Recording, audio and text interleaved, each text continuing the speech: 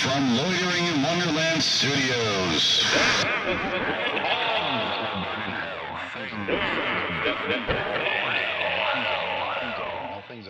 With Phoenix West.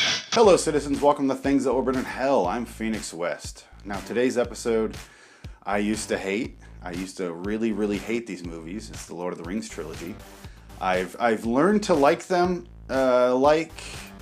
tolerate is a better word for this. For some reason, I had a real fucking problem with these movies. I don't know why. Just drove me nuts. I thought they were way too long and things I didn't care about. And the whole thing, I was like, you're bringing a ring to a mountain. Why does this take so long to tell that story? It's just way too much for me. Since then, I've rewatched them and I don't hate them as much anymore. It's just kind of fun and boring. They made war boring for me. I think I haven't mentioned that in here. And it's just, they're just too long. And the Hobbit franchise was even worse. Because they had even less story to tell in the exact same amount of time. What the fuck you thinking, Peter Jackson? Things That Will Burn in Hell, number 39. Lord of the Rings film trilogy. Boring. I don't see why these are so popular. I've always called this series the equivalent of going on a Boy Scout hike. It's 11 hours of people moving left or right.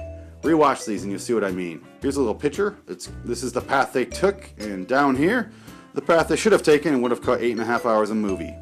It would have been a lot easier. And my little art, I'm like Microsoft Paint. I'm a great artist, I know. I even put a little fire in there, like a little yellow there to represent the mountain. Mount Ring Burner, whatever the fuck it's called. I don't care, I don't pay attention. I bet that pit of fire was 2.5 miles away from Frodo's village, but they took the path and made it 200 miles of walking. And I bet there was a path through the woods that led directly to that fire. The movie should have been 15 minutes long. If I directed this series, it would have been the following scenes. I thought you loved me. You look pale. What are you hiding? I'm sorry I cheated. Our love is forbidden. What are you trying to tell me? I have elf AIDS. Why is this so hard? You should destroy our engagement ring. I have AIDS too. We'll be together forever in elf hell. Crow, burn my ring. The wedding is off. Can do. Drop. I am dead from elf AIDS. Thank God I didn't spend a bunch of time saving his ass and destroying that ring. And I will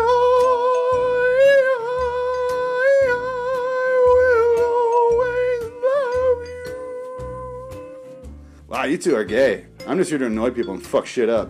There, Bill. That's the tale of the gay couple who died. Can you imagine if they had walked all the way over to that mountain? That would have taken forever and been really unnecessary. My version would be a tragic romance like Romeo and Juliet. Frodo dies of AIDS, and the ring was just a mere engagement ring for Sam, that the land that they live in forbids.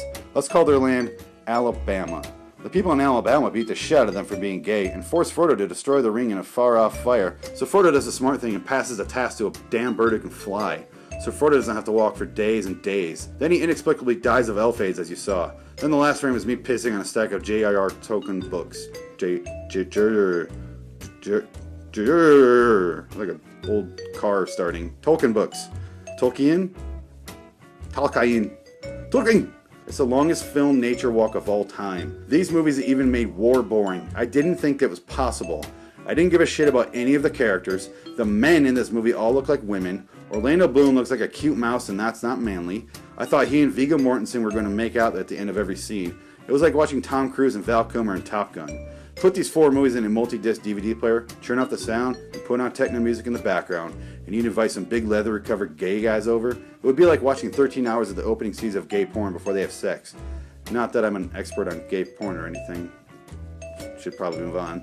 So 11 hours into the making, and Frodo hasn't done shit but hallucinate. Sam has been saving his ass every step of the way. Suddenly the ring is gone. They talk about throwing the ring into a fire for 11 hours, and then they did. Whoa. My heart won't stop racing from surprise. Does anyone lift Sam up on their shoulders? No. They say, fuck you, Sam.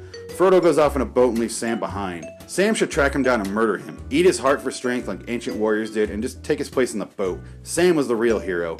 Although, given the homoerotic feel of the film, and especially on the boat, maybe it's best he stays off the boat. Unless he wants 2 inches of dwarf wing, just for good measure. Just so you know, elves are boring, magic is boring, spells are boring, swords are boring, traveling on screen is boring, wizards are boring, fake languages are boring, rings are boring, even the evil in this movie's boring. 682 minutes of boring. Rings are fucking boring.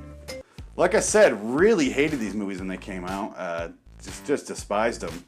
I was bored by everything. Just kept going and going and going and going and going and going and going and going and going and going and walking and walking and going and going and going. And then it kept going. And it never stopped going. They were always going somewhere. And it was the mountain. And people were always after them. And non-stop nature walk through the fucking mountains. And then through fields. And then they're going and going and going. Always going. Always with the going. Never coming. Sam never got to come. All over Frodo. Never. Poor Sam. I really do feel bad for Sam. The homoerotic thing in there was just because I was living in Mississippi at the time, and I was really sick of the South. That's what cuts back to that last Ebonics episode. That was not racist at all. Not meant to be. But I don't know, I was living around a lot of homophobic, racist people, getting really fucking sick of them, really debating moving, which I eventually did. But I was really fucking sick of them, so I just kept writing these things to them to offend them.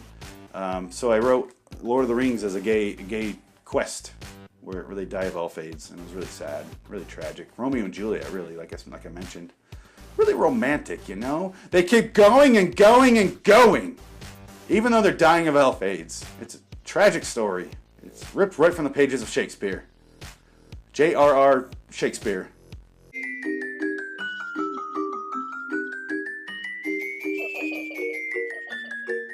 Go to liwstudios.com. Check out the shows there. All of our videos, all of our podcasts are home there. They're housed there. They're warehoused there. Go to youtube.com/loiteringinwonderland. Check out our fine videos that nobody ever watches, and they leave stupid comments on like, you didn't like Thrashin'? Thrashin' was a great movie. Thrashin' was terrible. I enjoyed it, actually. But it was pretty fucking terrible. Even Josh Brolin said it himself, said it was really shitty. So putting it in Shitty Movie Showdown is actually, he verified that fact. Really is what happened. Go there, loiteringinwonderland@gmail.com. Send me your hate-filled messages. I don't care. I don't fucking care. If you love Lord of the Rings, I want to hear what you say. I like them now. I tolerate them now. I don't ever watch them, but I don't spew the hatred anymore. Until next time, and in the meantime, I'll see your Lord of the Rings loving asses on that slow walk to hell where we keep going and going and going and going and going and going and never stop going. And then we go some more.